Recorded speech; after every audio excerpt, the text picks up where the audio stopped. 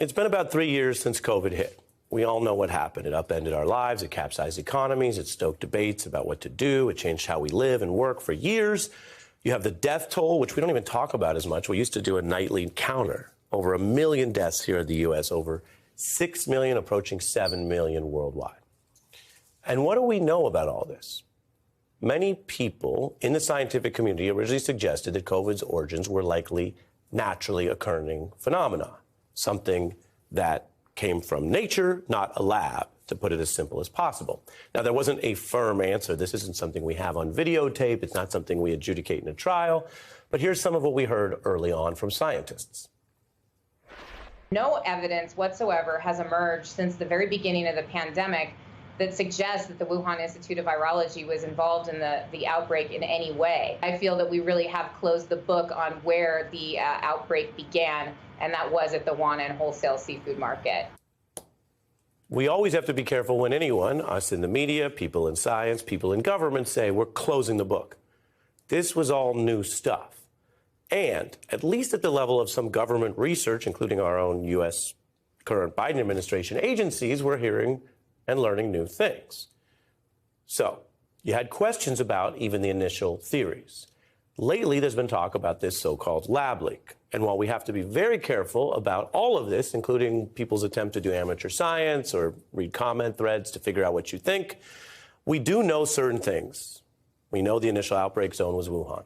We also know that is the home to some Chinese virology labs that study coronaviruses. And there were many reactions about that. And then there was the politics of this, which I'm not really going to focus on. That's not the purpose tonight. But you might recall in the Trump era, the bleach, the China hawks, you remember. I'm not going to give it a ton of time. But the debate now has been reignited partly because of what we're hearing from inside the current administration agencies, which are overseen, at least nominally, by, of course, the current president, Joe Biden. An allegedly classified report from DOE now, with low confidence, concludes COVID did come from a lab in Wuhan, China. The Energy Department reigniting the debate over the origin of COVID. Was it leaked from a lab in China? This new report suggests that it actually did come from a lab in Wuhan, China, that so-called lab leak theory. The fallout after that bombshell report on where COVID came from. The U.S. Energy Department now differing from some other government agencies. Did the coronavirus pandemic start in a lab? Is that what you believe now? Well, Dana, there is a variety of views in the intelligence community. The president wants to get to the bottom of this.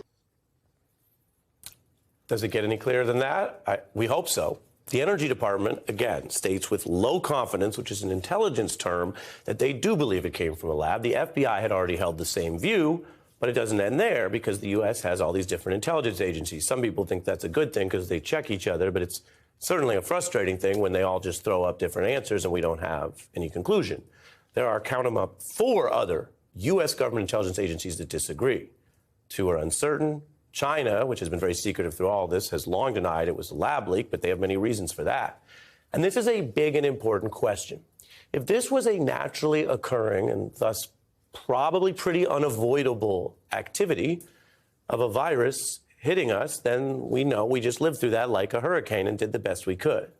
But if, and again, I'm not reporting it is, but if it were coming out of a scientific lab tied to a foreign government, if it was a human-involved or human-induced accident that killed 7 million people, well, that's a huge deal that we haven't hardly faced at all. And 3 years later, we're grappling with all of this. So I want to bring in some experts who have been thinking about this. I'm joined by Dr. Saira Madad, a member of the National Science Advisory Board for Biosecurity and Infectious Disease Epidemiologist, and David Wallace Wells, who is the New York Times science columnist and recently wrote about some of these topics we've been talking about, the lab leak hypothesis, all wrong. Welcome to both of you.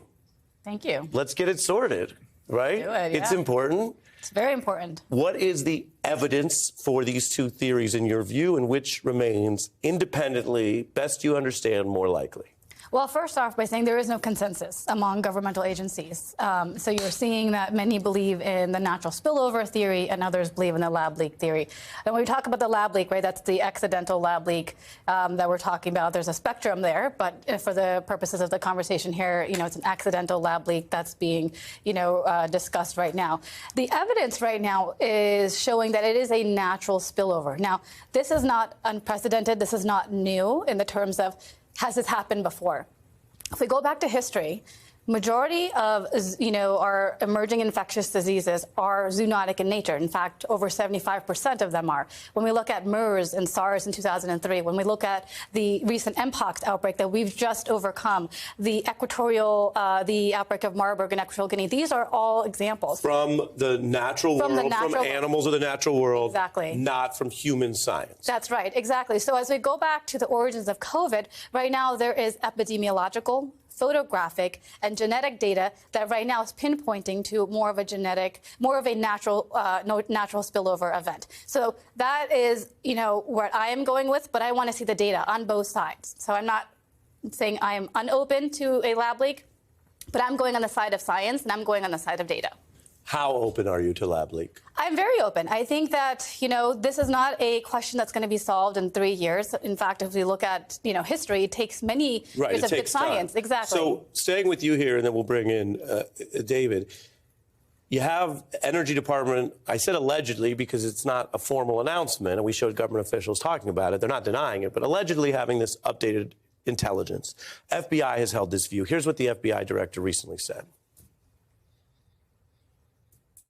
The FBI has for quite some time now assessed that the origins of the pandemic are most likely a potential lab incident in Wuhan. So here you're talking about a potential leak from a Chinese government-controlled lab that killed millions of Americans, and that's precisely what that capability was designed for. And so, Doctor, what do you say to that in the Energy Department? Show me the data. What data are you basing this off of? When you say low confidence, right, that means it's evidence shaky at best. And so we have more data supporting the natural spillover, as I mentioned, through these epidemiological surveys. You're seeing it from genetic data. You're seeing it from photographic data. I haven't seen anything from the intelligence community. So I'm going to go with what we know so far and what is most plausible based on historical accounts as well.